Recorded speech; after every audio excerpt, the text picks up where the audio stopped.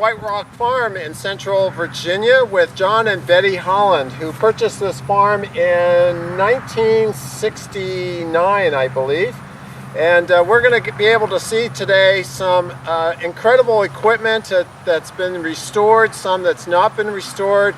We'll see a cemetery. We will learn a story of farming in this part of the country from 1930s all the way through until modern day. We'll meet their grandson and great-grandson, and it'll be a great experience. So we're looking forward to it, and thank you for having us on the farm today. And some of the cattle. We'll even meet some of the cattle. Looking forward to it.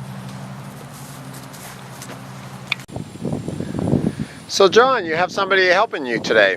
Yes, it's my grandson, John James. He's about 19 now. My daddy would take me at that age and go to the woods and saw trees.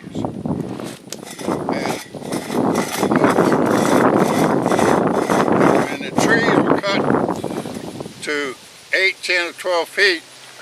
You'd put them on a wagon, bring them to the house, make a big pile of them. And then you would put each one on the saw tape, come on John, and saw it in two. And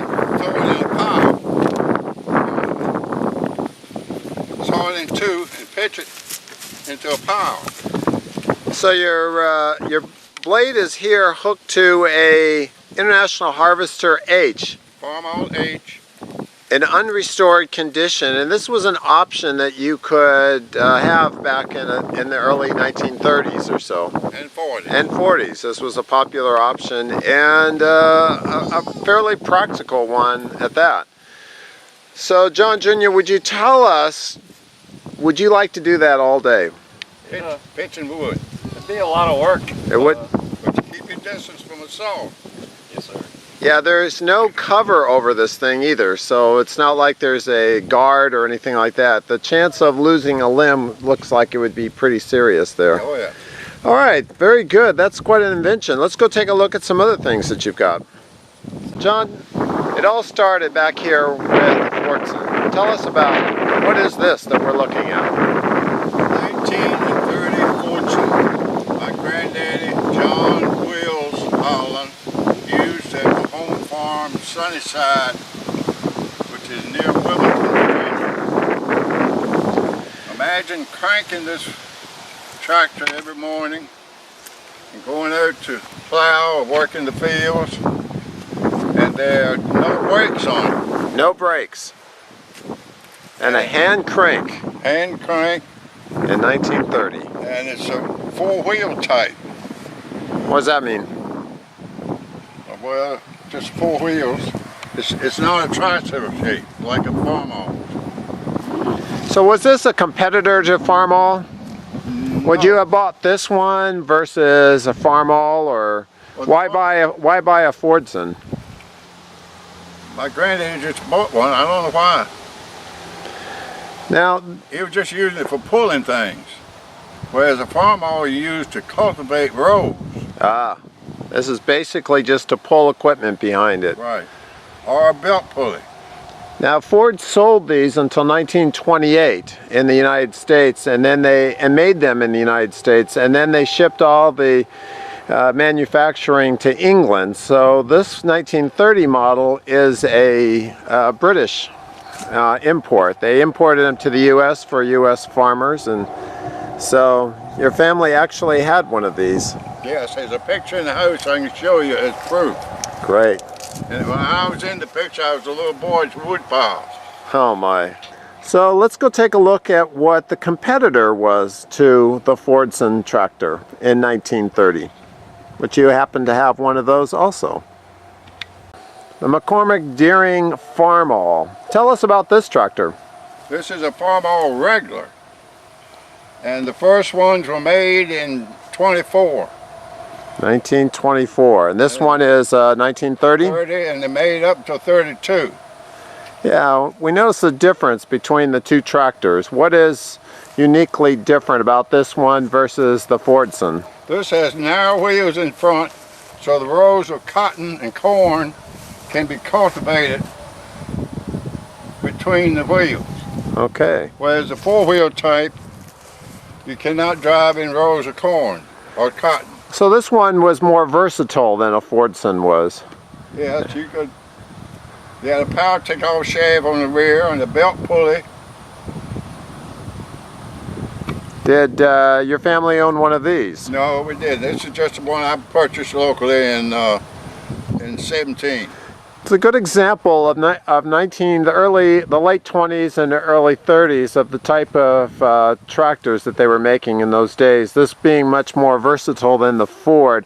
Tell us about the braking on this system. How did this work? The brakes are there in the back wheels, and these cables are hooked to the steering shaft here in front. And when you turn the steering wheel, the cable will apply the brake to whichever wheel you were turning.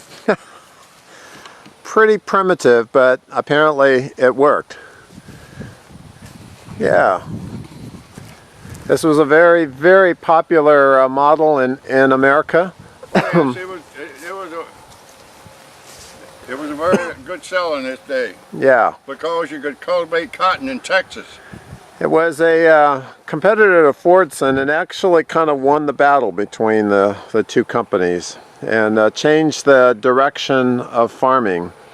Then during the 1930s, McCormick developed other tractors, and your collection jumps from 1930 to about 1942 then, and we're going to take a look at that one, the 1942, and see the difference between tractors in the 1920s to the early 1940s. Let's go take a look. So here we are in up to the 1940s. This is what? Tell us about this tractor.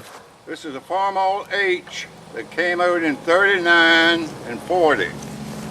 I was a little boy at the same farm that Fordson was, and my daddy went out and bought one and came driving in down the driveway when I was a little boy in 39 or 40. And he always had a Farmall H as long as he was farming, even up to the 60s. This is one of the most popular tractors of the late 30s, early 40s. Now tell us about the tires, because if you look at a lot of 1940s tractors, they don't have rubber on the wheels. So why does this one have rubber? Well, after the war, they could put rubber on them. But during the Second War, rubber was short, so you had to put iron wheels on the rear. So this one being 1942, Pearl Harbor starting the U.S. Involvement in World War II. This must have been an early 42 because it had rubber on the wheels and made for a different experience altogether. Very a rare machine that you have here. It's beautiful. Does it still run? Yes, it runs. I drove it in here. Okay, we'd like to hear it. It may not crank now. We'll try it later. There were more of the H's made than any of the other models. The M's was a popular tractor, but they made more H's than they did the M. This was the biggest seller for McCormick in the 1940s. Okay. And did you ever get to use it, even though your dad brought it home brand new 1948, not this one but another one? Did you ever get to use it? Some. Well, I was in school a lot and the hired man got to use it. What did you use for farming when you couldn't use this one? In my time? Yeah, early when you were still at home with your dad. You were telling me something about horses. Oh yes, sometimes during the summer I would have cut hay with the horses, and the hired man or daddy would drive the tractor. And sometimes they'd be out working with the neighbors, and I'd have to stay home and cut hay to get ready for the next day. With the horses? With horses. Yeah. While this tractor sat there. Yes. Yeah, I can imagine. And one time, Daddy bought a Farmall C, and the salesman said he'd do anything that the H would, but the salesman sold him the tractor with plows. in the middle of the summertime when you should have a mower on it to cut hay. So I had to go to the field with horses and cut hay while the new C was at the house with plows on it. Oh my goodness. So this one here next to the H, we can see they're a little bit different in size. What year is this C? This is a 48. 48, and the other one was a, Yeah, that's right, 48. and the other one was a 42. Yeah. So 48 now, we're after the war. They're able to put rubber on the wheels. And this was a smaller, your family had both of these tractors. So it's a Yes. pretty good, and you, But okay. this is like the Farmall Regular. It was a good cultivating tractor because it had narrow front wheels. Yeah. Well, so did the H too. Only this one was smaller, maybe more Yeah. versatile or something along that line. Yeah. Yeah. How does this one run? It runs real good. We've had it in parades. Oh, you have? Okay. It's a beautiful machine. Yeah, we've had it in parades. Yeah. Very reliable. The C's were as well as the H. Yeah. It's just a little smaller, Yeah. a little lighter. Yeah. Beautiful. You've had you've taken this one also in a parade. Fairly good parade machine. It does fairly well. I drove this particular tractor and a couple times in the Ashland parade, Ashland Kiwanis parade, and it does fairly well, and it definitely is a lot different than what you see in your typical parade, and it turns a lot of heads. I would think so. It's a beautiful machine.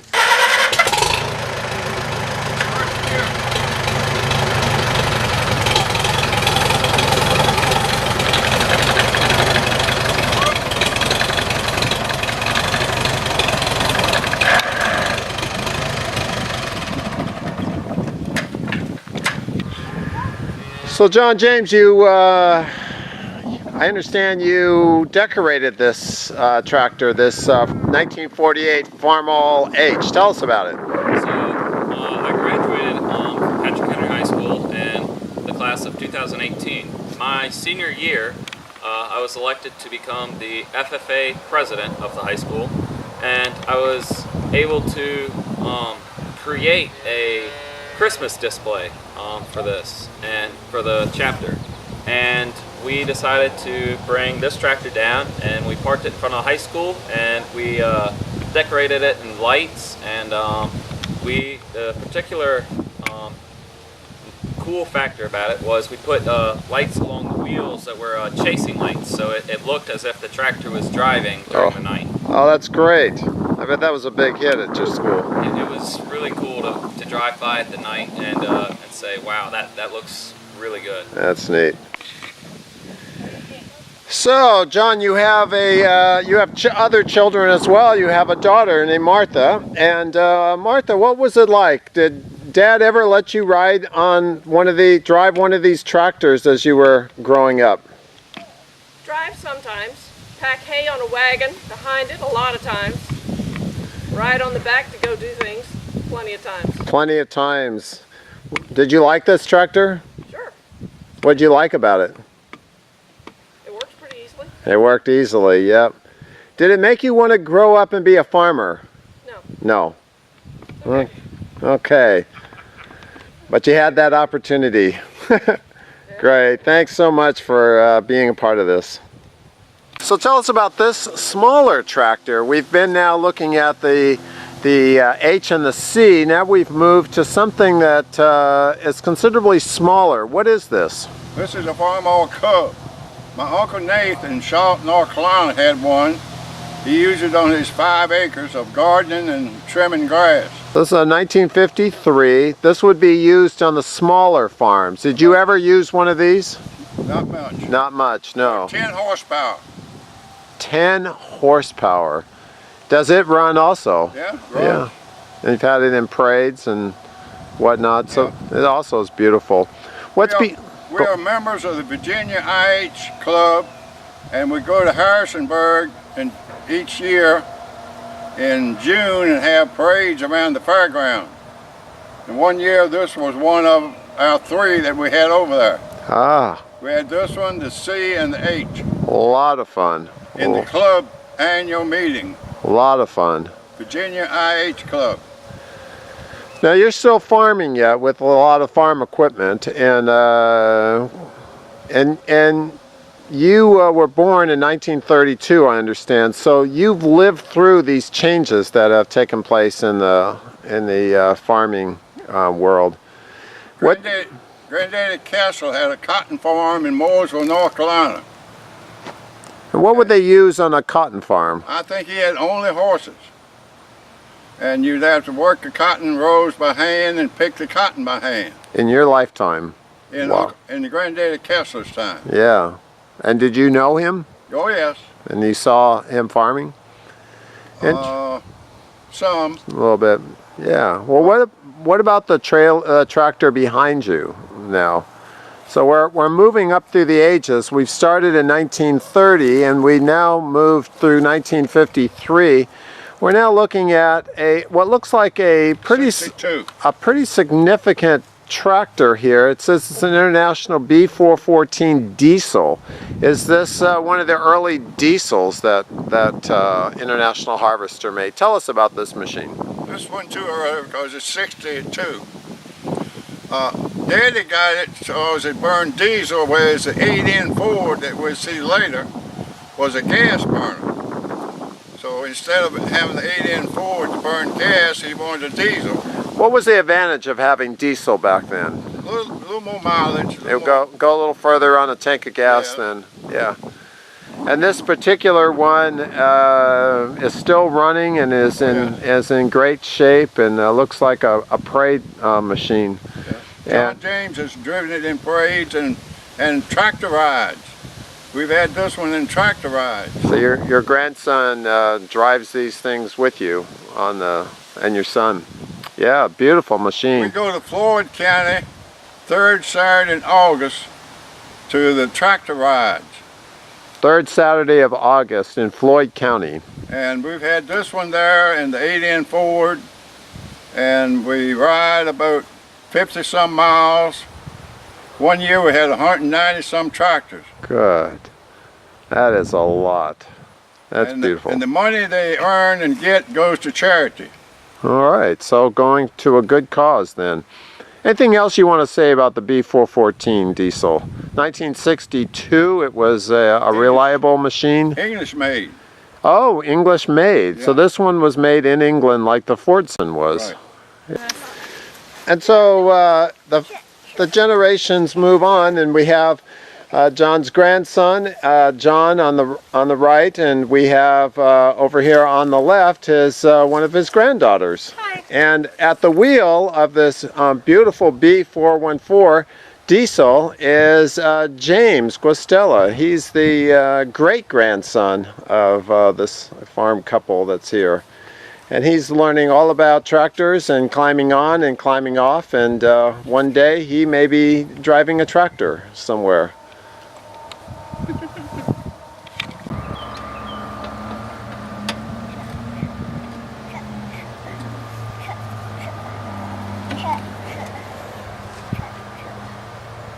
John James, tell us about your experience, now the next generation driving tractors.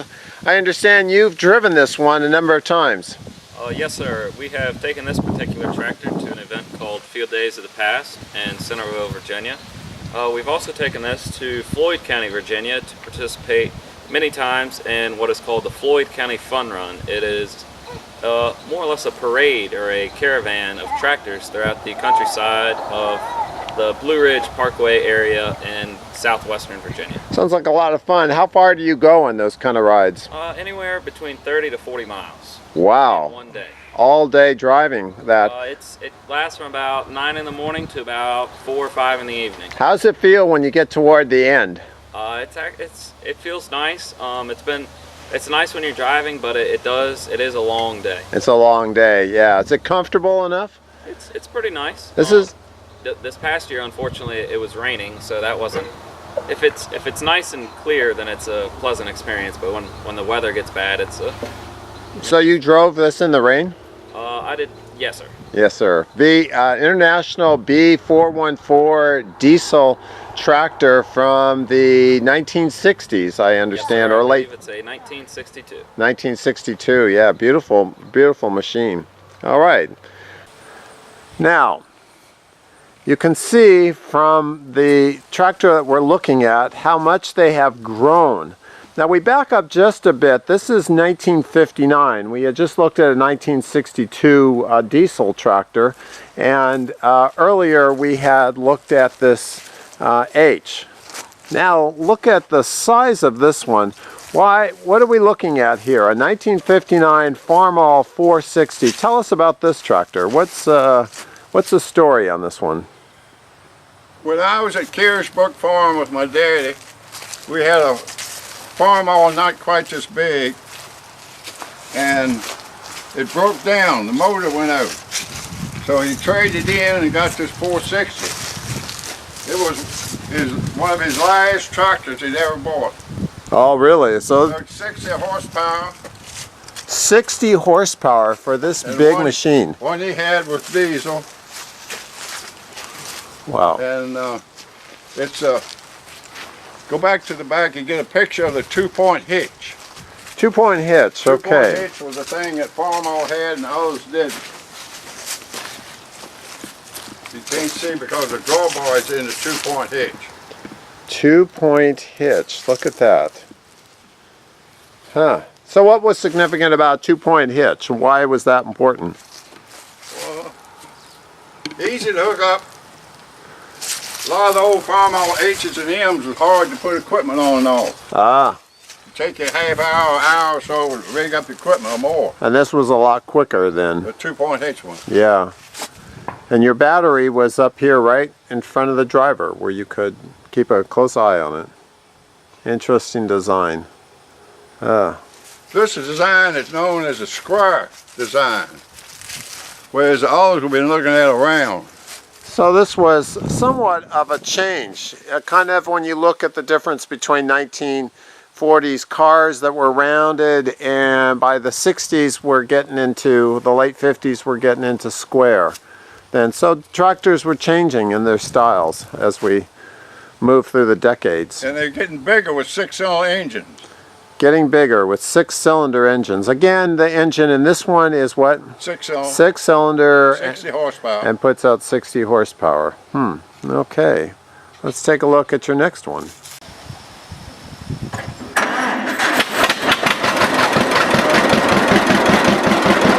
Beautiful.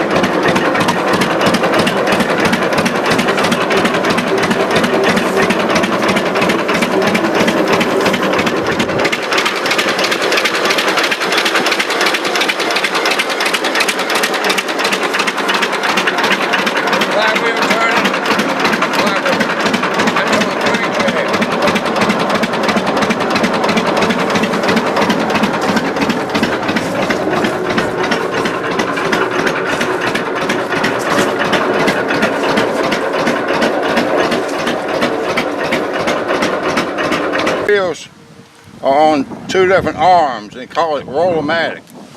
That helps the power steering too. Ah. Because if one wheel is in a hole, the other one will go up. Oh, unique design. All other tricycle-shaped tractors have a straight axle. So earlier we saw International Harvester H model in pristine red condition. Looked like it was just out of the showroom. Not all tractors, of course, of that era are in that kind of condition. This is how many of them are. It kind of gives you an idea of the condition that they sometimes come here on the farm, and then they're lovingly restored. This is a good example of one that is still in need of restoring. This is a 1949 Ford. So Ford has re-entered now the tractor world, building these in America. I take, and 20-some horsepower. 20 some horsepower. What would these be used for?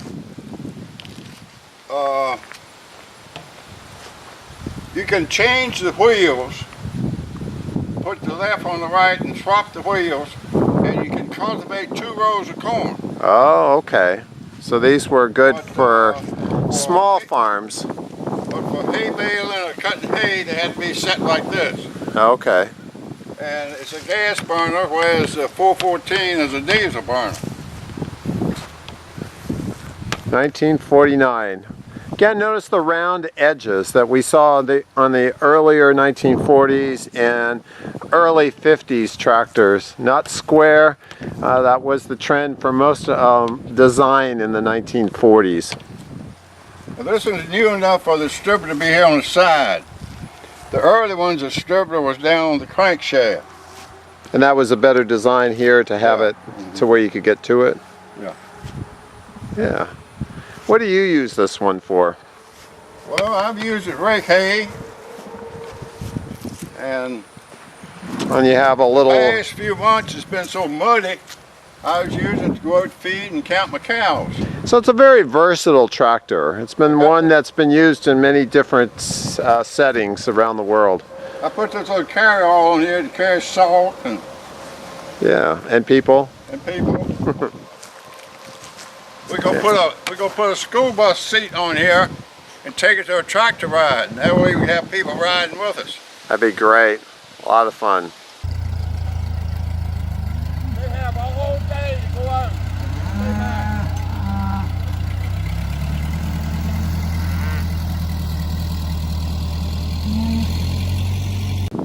This first one, an International 2000, tell us about this machine and what do you use it for? Well, when we first got it, it was the biggest tractor we had. Then we kept adding others to it and made it a little size smaller. But we used the front end loader. When round bales first came out, people used forks to pick up the round bales. Now we use a spear. But we used it to rake and bale hay, pull a round baler. Fairly reliable machine then, 1967. Notice the square front of it that we saw earlier in the late 50s design. Still in the 60s has very similar design. 65 horsepower. It would pull the round balers. Full round balers. So here we have, tell us about this machinery. This is a square baler made by International. When I was at home with Dad at Kearsbrook, we had one similar to it. And we would bale square bales with it. What year do you think this one would be? Somewhere in the 50s. In the 50s, okay. Do you still use it? Do you still do square bales? I use it when my son-in-law is here to pick up the bale. Ah, but when he's not When here... he's not here, I put it in the barn. Well, farming moved to the round bales for obvious reasons. Who in the world would like to lift one of these things? Not only that, but lift them all day long, day after day. So let me demonstrate just how heavy. Now, I know I'm not the strongest person in the world, but if you were going to farm, this is what you had to do all the way to the end.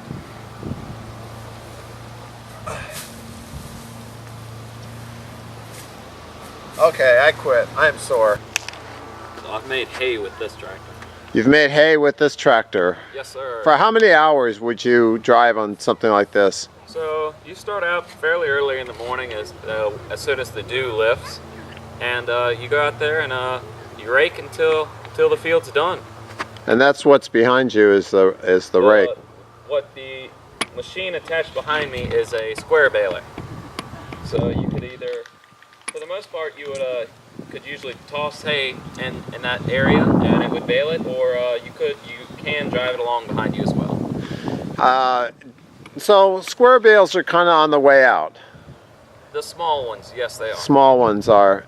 You're 19 and you did small bales in your time? I've only done a little bit. For the most part, I've helped my granddaddy John with with the larger round bales. Okay, so you can see the change in the over the years that you just got in the tail end of those.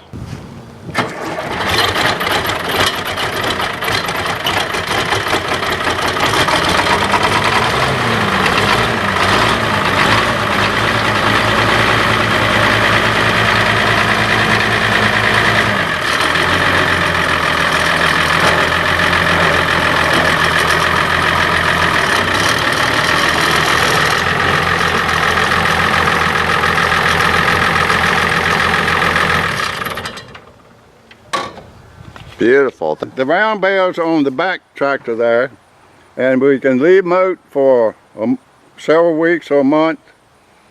Then we can spear them and bring them in.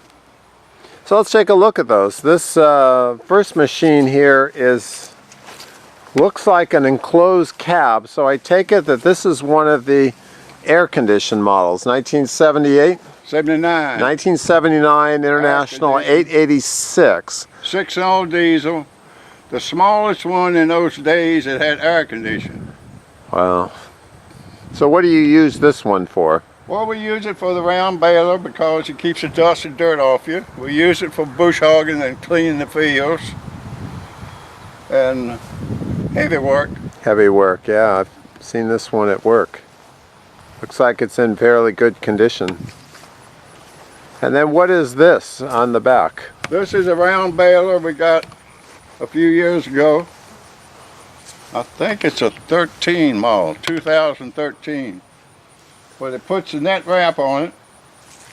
It puts about almost 3 rounds of net wrap on the bales behind you. And the net then functions as something to keep the bales dry? Kind of like the thatch roofs over in other countries where they put a thatch roof on a house. Right. But it turns the water, but also lets it breathe. There's a bale behind it. So instead of square bales, this is what you've gone to for in the last 20 years or so. Yeah. You go to the house with the hay baler and leave the hay in the field. Then after the storm is over, you come back and get it. Because the water will hit the net and just run right off. So there is actually not just strings on there, there's a net. That's a net. That's actually a net. Yeah, it's almost 3 turns. You can put more than that if you want to. And the more turns, the better it sheds the water.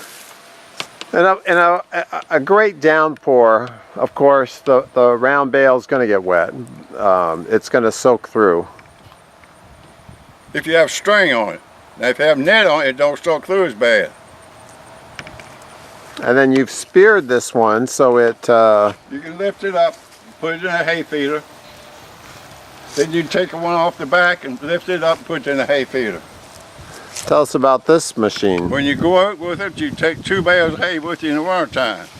Oh, you'll take 2 out at a time? As you go. Okay. And I have doors to go on the cab to keep it warm. Okay, it's a good winter tractor. This is the one you take the bales out to in the winter time. How many horsepower do you think this one is here? And this is not diesel, this is a... This is diesel. This is a diesel. About 70 horsepower. So... It's direct start, so you have to plug up an electric heater in cold weather to warm the motor a little bit before you crank it. Okay. Whereas the old 400, you started on gas. They've eliminated the gas part of it and have gone to... High compression, direct start. But if it gets cold, you have to heat some with electricity, 110 electricity. And you have 2 spears on the back of this one, or how's... Just one spear in the middle of the bale. Just one spear in the middle of the bale, okay. See, this bale helps balance the tractor. Okay. So you'll go out with one on the front and one on the back. And if you're in mud, you get rid of the one in front first. Then you won't get stuck when you're moving the one on the back. Yeah. All right. It's 6-cylinder diesel. And this is, I think you said it was on 1979. 77. 77, okay. Well, this is quite a collection. I want you to just get a feel for the collection. And They are They are look-alike tractors of the ones that we had, but the look-alikes are just like the ones we actually had on the farm. So they're kind of family-related tractors. So these are personal. These personal, are tractors that you've experienced in your lifetime, Yes. from the 1930s on up through now 2000s into the 2018. So an interesting discovery on this farm that John and Betty Holland bought in late 68, early 69, is that it came with a cemetery. So I asked them about that. They said that this farm was once part of an original 6,000-acre grant from the King of England to Miles Carey and his wife, and it was purchased in 1830 by John Perkins Jr. Well, John and his wife Mary are buried here in the cemetery at White Rock. The original house that the Hollands have lived in since 1968 has been is a replacement back in the 1870s from a house that burned down here on the site. So how many people can say they have a cemetery on their property, remembering those who went before them and lived in this place? What an interesting farm, and what a great place to be out in central Virginia. That's right. One more time.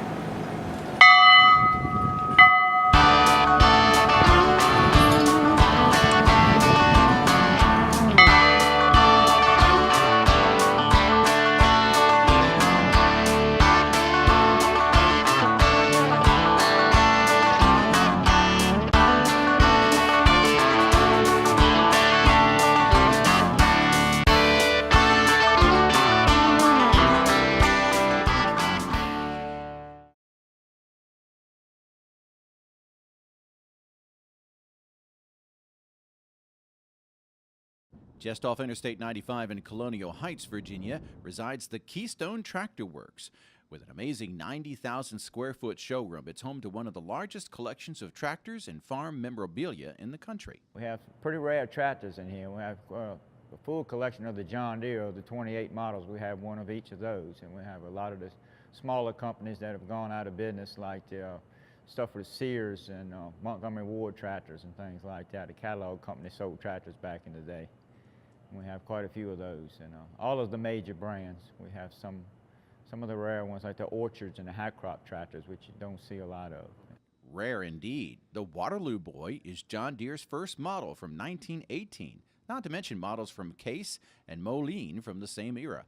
And wear your sneakers, because the collection is massive, but not all tractors are created equal. We have some small implement tractors used for cultivating small farms and like vegetable farms and small gardens. We have some of the high crop tractors that were used mainly down south, like for sugar cane and taller vegetable crops. Then we have the Wheatland versions, what we've been pulling big implements out in the Midwest and big fields. Stone says just like today, buying a tractor was not a trivial purchase for a farmer. Well, the tractor altogether was it was one of the biggest purchases some of the farmers would ever make. It was like buying a home, and most of them couldn't afford them back in the days. And when they did it, they took good care of them. It was a pride possession to have a tractor.